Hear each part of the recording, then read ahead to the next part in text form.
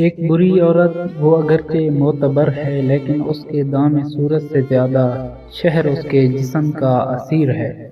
وہ آگ میں گلاب بوند کر کمال زاری سے پہلوی تراش پانے والا جسم، جس کو آفتاب کی کرن جہاں سے چومتی ہے رنگ کی پھواری پھوٹتی ہے۔ اس کے حسن بے پناہ کی چمک کسی قدیم لوک داستان کے جمال کی طرح تمام عمر لاشعور کو اسیر رنگ رکھتی ہے۔ گئے زمانوں میں کسی پری کو مڑ کے دیکھنے سے لوگ باقی عمر قید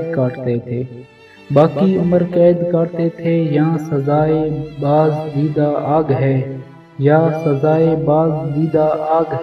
آزمائش شکیل ناسہاں وہ امتحاں زاہد و واعظ دریچہ مراد کھول کر ذرا جھکے تو شہر عاشقاں کے سارے سبز خط خدائے تن سے شب عذار ہونے کی دعا کریں۔ جوان لہو کا ذکر کیا یہ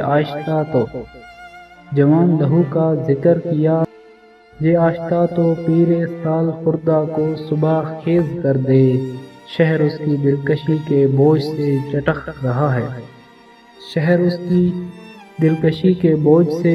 رہا ہے۔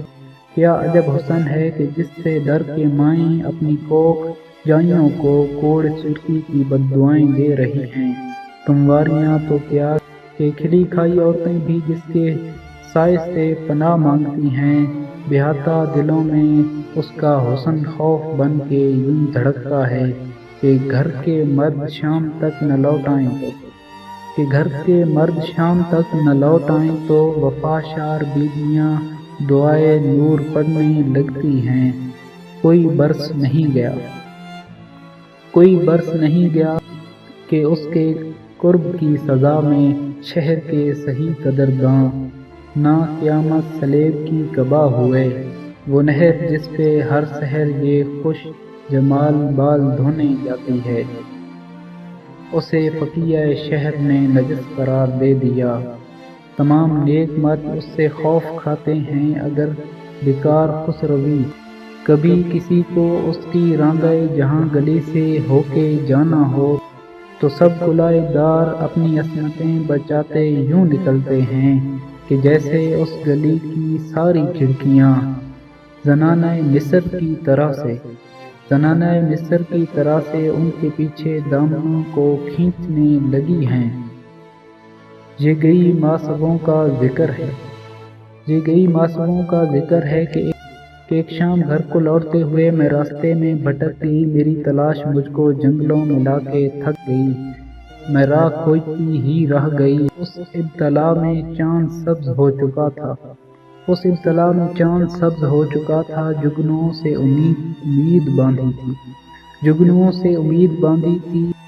مہیب شب ہراس بن کے جسم و جان پہ یوں اتر رہی تھی جیسے میری روح میں کسی بلا کا ہاتھ سرسرا رہا ہو۔ زندگی میں خاموشی سے اتنا ڈر کبھی نہیں لگا۔ کوئی پرندہ پاؤں بھی بدلتا تھا تو نبض ڈوب جاتی تھی۔ میں ایک آسمان چشیدہ پیڑ کے سائے تن سے سر ٹکائے تازہ پتے کی طرح لرز رہی تھی۔ ناگہاں کسی گھنی شاخ کو ہٹکا کے روشنی کی دو لعل یوں دہک اٹھے کہ اس کی آنچ میرے ناخنوں تک آ رہی تھی۔ ایک جست اور قریب تھا کہ ہانپتی ہوئی بلا میری رگ گلو میں اپنے دانت گاڑتی کہ دفتن کسی درخت کے عقب میں چوڑیاں بجیں۔ لباس شب کی سلوٹوں میں چرمرائے زرد پتوں کی ہری کہانیاں لیے، سال تشنا کا گلال آنکھوں میں، لبوں پہ ورم گال پر خراش، سنبیلے کھلے ہوئے راز گیسوؤں میں آنکھ مارتا ہوا گلاب، اور چھپی ہوئی سفید کہنیوں میں اداس اور دھول کی ملی جلی ہنسی لیے۔ وہی بلا وہی نجس وہی بدن دریدہ فاحشہ تڑپ کے آئی اور میرے اور بھیڑیے کے درمیان ڈٹ گئی۔